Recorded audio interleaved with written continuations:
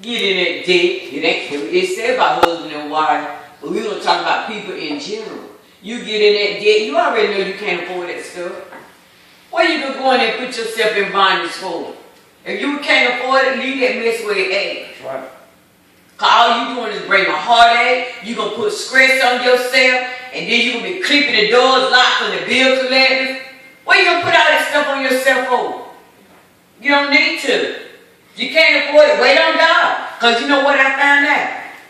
I found out a whole lot of times that when we wait on God, God will touch somebody's heart and they'll give it. Amen. And it won't cost you one brown penny. Wait on God. That's a nugget for somebody. Wait on God. They get more and more past due, notice in the mail, and here it comes.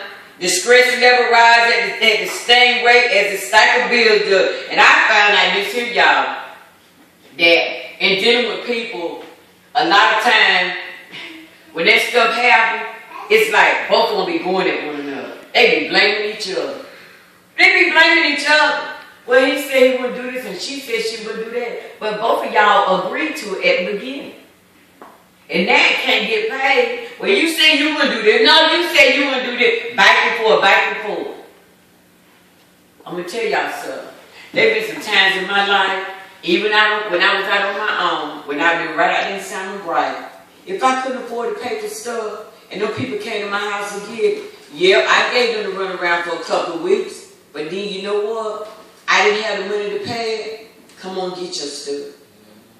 You can have your stuff. I ain't gonna struggle with that stuff. But now I can stand here and say everything that we own now is paid for. I ain't paying nothing on nothing. Because I learned from that one time, if I can't afford it, I ain't gonna mess with it.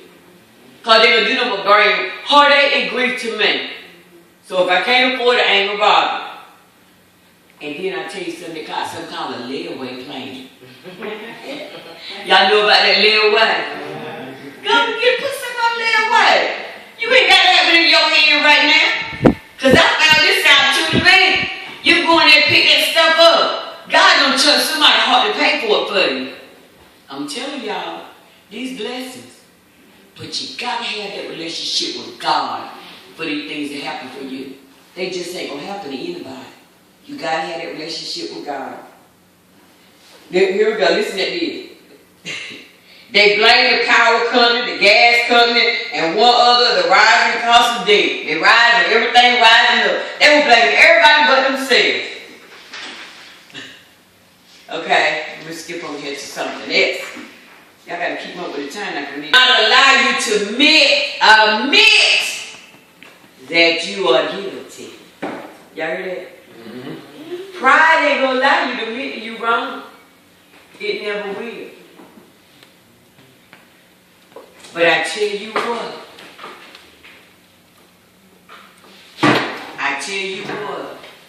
One thing about it is this right here. You might not tell them people that you sorry for what you done to them.